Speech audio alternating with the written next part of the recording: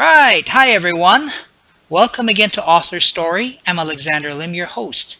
And for this episode, I'm interviewing Joe Navarro, author of the book 3 Minutes to Doomsday, An Agent, a Traitor, and the Worst Espionage Breach in U.S. History. And for those of you following along who are interested, you can go over now to the Amazon link in the description below the video and check out or get a copy of his book. So, Joe, welcome to AuthorStory. Thanks for being our guest. It's great to be here. Cool.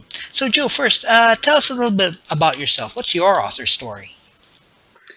Well, I grew up in the Miami area. I was a refugee from Cuba. I went to school at Brigham Young University, and then I spent 25 years in the FBI. And when I retired, I decided to share some of the things I had learned about human behavior, and that's really my author story. All right, cool, fantastic. So about the book, for the benefit of our listeners who probably are not familiar with this book or the incident with which it details, would you mind telling us a little bit more about it and what it's all about? I'm happy to, Alex. It's, we go back to 1985 to 1988. This is at the height of the Cold War. The wall, has not come down yet. 89 is still somewhat away. Right. And there's espionage going on, the depth of which, unfortunately, we did not, in the intelligence services, know how much of our ability to defend ourselves was being betrayed by a group of spies operating out of West Germany. Okay, and of course, it's all about the part you played as well in bringing down the spy ring. Well, my part comes into being when a man by the name of Clyde Lee Conrad, a former Army soldier, was arrested by German authorities. And a teletype goes out to all the field offices to talk to anybody that had worked with this individual. And my job that day felt to go and talk to Roderick Ramsey, who we thought would give us information about the base, right? Not necessarily knowing that he was in any way involved in this case. And so that's why I went out to talk to him. He was supposed to be a witness. Little did I know that that would lead to a 10-year investigation. Wow. Okay. All right. Got that. Okay. So, Joe, about this book, was there an aha moment where you thought, I should write this because people should know about this? Or did this come about like a slow process evolution? You're thinking, maybe I should write something like this. Alex, that's a great question.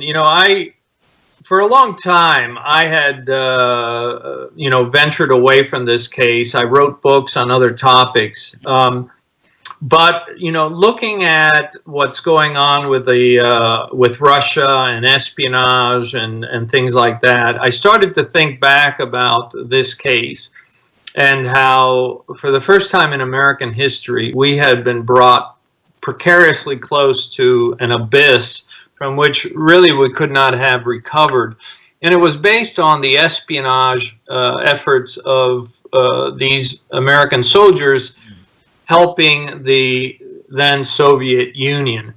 And so I felt like the American public should know, they should understand with clarity how, the Soviet Union had wanted to use information against the United States, and how incredible it was that U.S. American soldiers would violate their oath of secrecy and reveal our ability to defend ourselves to the other side. Okay, and definitely that's like current news today, current topic, current interest right now.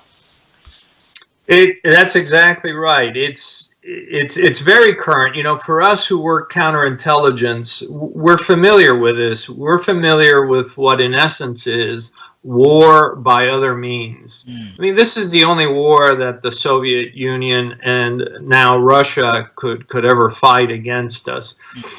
But it's something that unfortunately has not changed over time, because, you know, when we look at the leadership of Russia now, these are all former KGB officers. They were nursed and nourished in the KGB nursery, and they still view the West as their mortal enemy. And so I thought, you know, the public should be aware of how these state actors see the world. Right, right. Okay, definitely, definitely. Now, Joe, you mentioned something about counterintelligence. You know, for the benefit of those of us who are not familiar with what counterintelligence is all about, well, what is it all about? That's a very good question, because we always assume that everyone knows this. So the identification of spies that are sent to spy on the United States falls within the realm of the FBI, and so we are in part a counterintelligence service. We are countering the efforts of our enemies to collect intelligence, to collect information. And so that's why we call it counterintelligence, because you know, the other side, our enemies, are collecting intelligence on us. And the definition of intelligence is simply information that has a benefit of tactical or strategic purpose. Okay, so I take it then that I don't know how to call this, your opposition then would be like spies who operate from a foreign power? That is correct. So my job was to spot, assess, recruit, and in essence neutralize through legal means the what we call the hostile intelligence officers that at the time were coming over from the Soviet Union, from what was then East Germany, the Bulgarians, the Hungarians, and so forth. So that was our job. Okay, so I just want to ask a question, Joe. A little delineation, if this is what works, because I'm thinking of guys like WikiLeaks and Julian Assange. Would you find them to be a spy? You know, someone working for a foreign power, or where exactly do they fall in the rubric of counterintelligence? Well, I think it's a great question. The way I would shape the answer would be this way. Okay. You know, it's for the courts to determine if they are conducting espionage. I think, you know, the role of the FBI is to collect information and then turn it over to a prosecutor. I think anytime anyone reveals something that is classified about the United States that helps the United States defend and protect itself, that certainly rises to the level where an investigation should take place. But then a jury should decide. A jury based on, you know, American citizens should decide whether or not the law has been violated. That's not for us, me in my case now as a civilian, and that's not for the media to decide. Right. That's for a jury to decide. Oh, okay. All right. Okay, I got that. Okay, and of course, yeah, they'll be treated according however the jury decides them. Absolutely. All right. Cool. So, Joe, with regards to the Ramsey case, I mean, what twigged you on this guy was some form of very subtle nonverbal communication cue that you got from him. I'm just curious, is reading nonverbal communication natural to you, or did you need to study how to do so? Well, I think if you talk to my mother, she would tell you that from an early time, I was very sensitive to emotions, the other people's emotions, to their facial expressions, to their body language, and so forth. And I think that happens to a lot of emigres to the United States, because I didn't speak English. So a lot of what I based my intuition as to how others felt about me was really based on body language. You know, do these kids want to play with me or not, and so forth. But certainly, by the time I was in the FBI, I was already well on my way to studying body language and nonverbal communications, and so I think that helped me a lot. But I didn't expect it to ever lead me to find a web of spies. But that's exactly what happened. Okay, so I guess you can say that nonverbal communication, in addition to being a human communication method, is also very important for guys like you when you do your work. But exactly. I mean, it's when you are an FBI agent, as I often tell young people, is you're basically a paid observer. You are paid by the public to observe criminal activity, to observe what people are saying, both verbally and non-verbally, and to then decipher that information. And that's what leads to prosecutions. If you really think about it, that's exactly what leads to prosecutions. Right, interesting. Okay, got that. Now, Joe, I've read a little bit about the way you handled Ramsey. I mean, you mentioned this took place over 10 years. I think I remember reading something like there was 40 plus interviews conducted on him. And from what I understand, he was genius level, and he was rather contemptuous of those who were intellectual inferiors. Um, I mean, interviewing this guy must not have been easy. Around how much? I'm just curious. Just around how much time did you take before going into a single interview with this guy?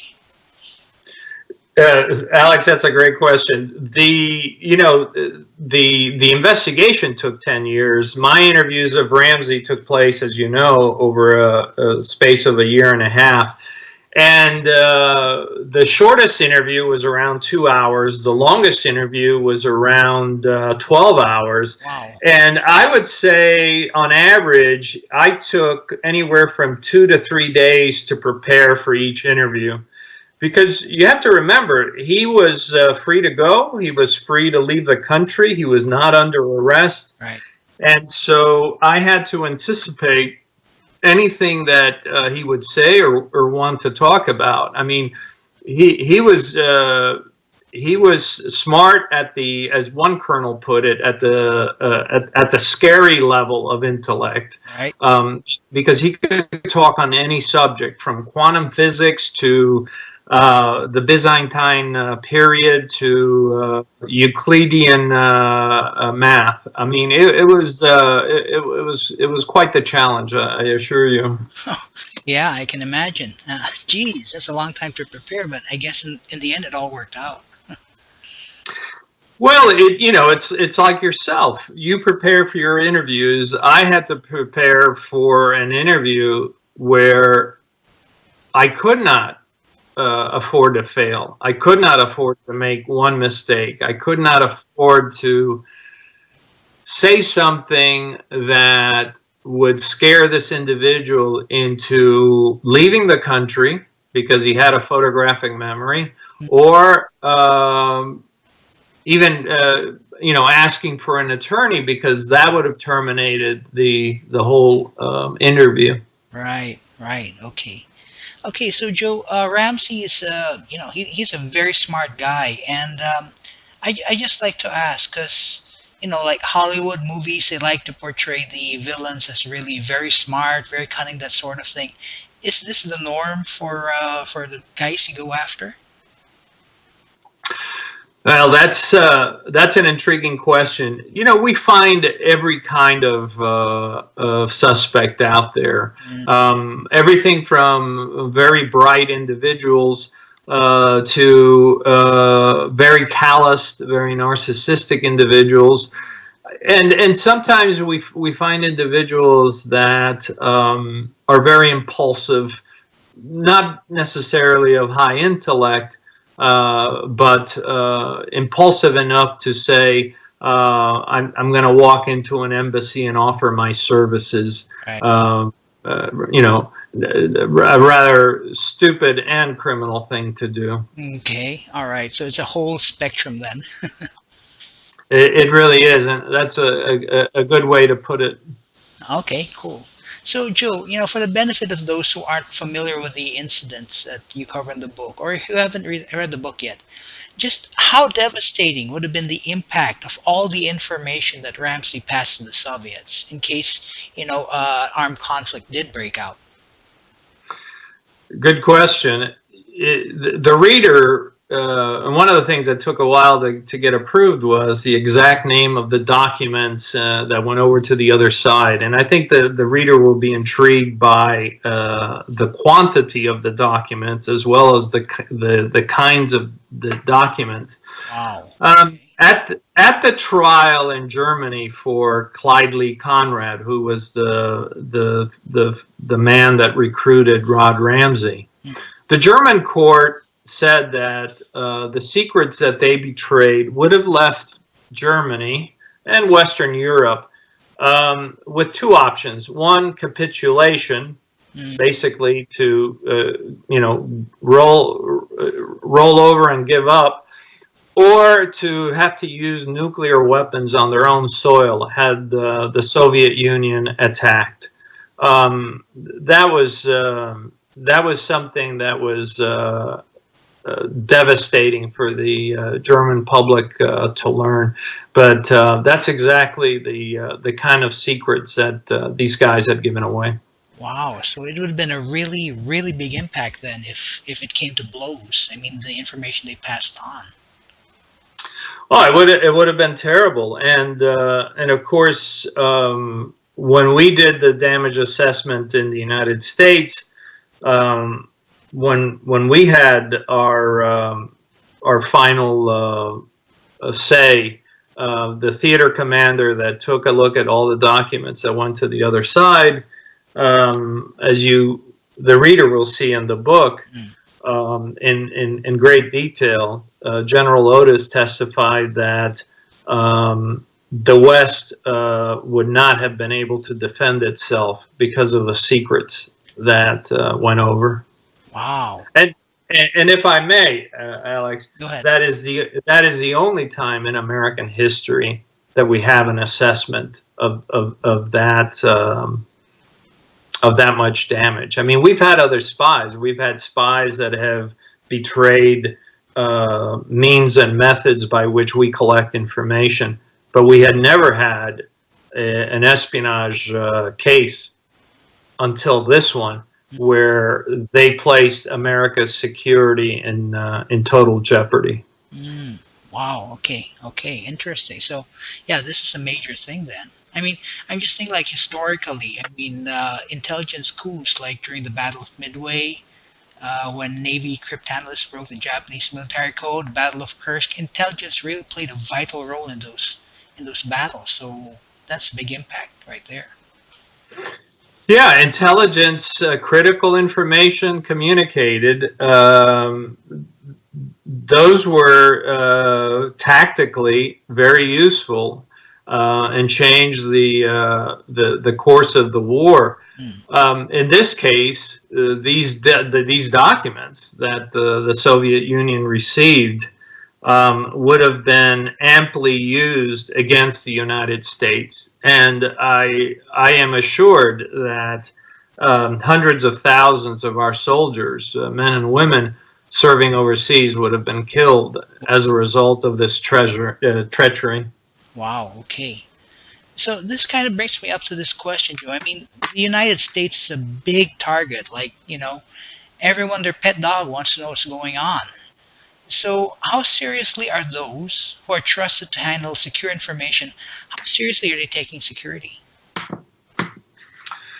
Well, this is the question for the ages, because we have had espionage going on since biblical times. We had spies during the Revolutionary War, during the Civil War, and so forth.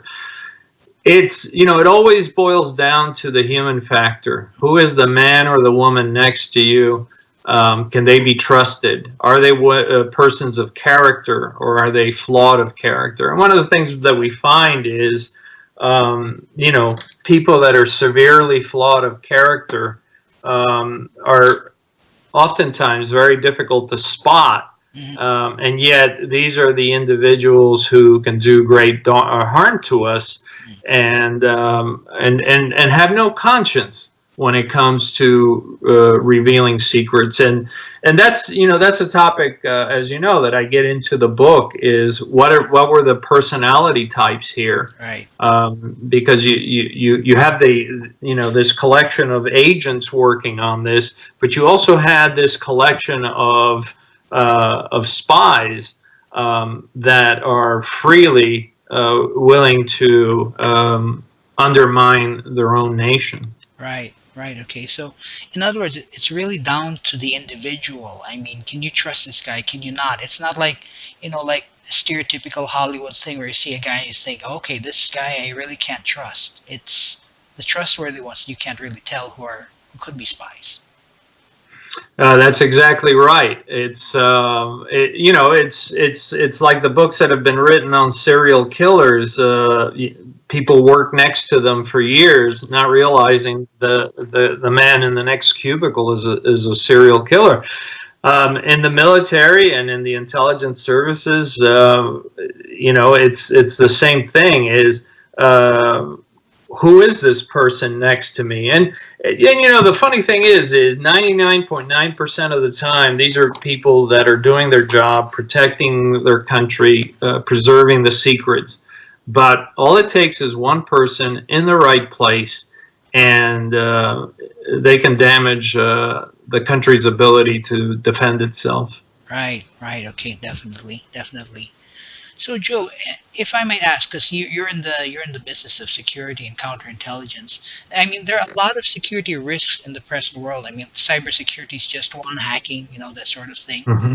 How serious are these sort of security concerns in today's world? Has have computers made it easier to endanger security? I mean, I don't know, weaken security or something like that. Absolutely. That's exactly right, Alex. The internet and the cyberspace has made us all vulnerable. We used to be able to keep people away with the front door, with a neighborhood watch, with this or that. Right. When you can use cyber stalking to get into a child's computer, when a nation state can use computers to not just conduct espionage, but imagine if a hostile country all of a sudden turned off our 911 system, turned off all of our traffic lights, turned off our emergency services. This is war by other means. They can do tremendous amount of damage without ever having to explode a bomb. Right. That is the danger of that we face now that we didn't face in 1987, 1988 when this book took place. Right. Cool. Okay. Interesting. Okay. Yeah. Got that. So, Joe, let's say you met up with someone, a person, any guy, just become kind of aware about how vulnerable he or she is, security-wise, for whatever reason. And you had only enough time to tell that person one thing about how to best secure themselves. What would be that one thing you would tell that person? Why would you say that? Well, I've never been asked that question. It's a very good one. I think the best thing that I would tell them, as I've told readers of my books, I wrote a book called Dangerous Personalities, right. And I said my best advice was, you don't have a responsibility to be victimized at any time. There's no social obligation to that. So what does that mean? If you need to take security measures to protect yourself, to protect your telephone, your children, your house, you must do what you need to do to protect yourself. But what you cannot do is pretend that there aren't any threats out there. That's the one thing you cannot do. Okay, got that. Well, good word of good words of advice right there. Okay, Joe. I understand that you've got to go, so we're winding down anyway. So, in the last minute or so, are there any last words of wisdom you'd like to share, maybe to inspire listeners? Uh, I think I would inspire them to take a look at the book because it may help them to understand what real FBI investigations look like, to see what it's really like to be an FBI agent, to see how we use, let's say, body language in a interview, to see what spies are all about, how they think, how they rationalize things. And I think this is the first time that a book has been written by someone who was right in front of a spy Right. that can tell you exactly what went on during those interviews over a year and a half and hundreds of hours. All right. Cool. Okay. Cool. So on that note, the book is 3 Minutes to Doomsday: An Agent, a Traitor, and the Worst Espionage Breach in U.S. History. The authors are guest Joe Navarro, and you can find this book on Amazon. Joe, thank you very much for your time. Thank you very much for being an author story. It was very insightful having you with us here today. Well, it was my pleasure, sir. Cool. So if any of you listeners want to know more about this very important and still very current topic, please feel free to go ahead and check out 3 Minutes to Doomsday, which you can do so by going to the Amazon link in the description below the video. And if you'd like to follow our author interviews on YouTube, I invite you to subscribe to our channel. So bye for now, everyone. I'll be back on Author Story next time with another inspiring author.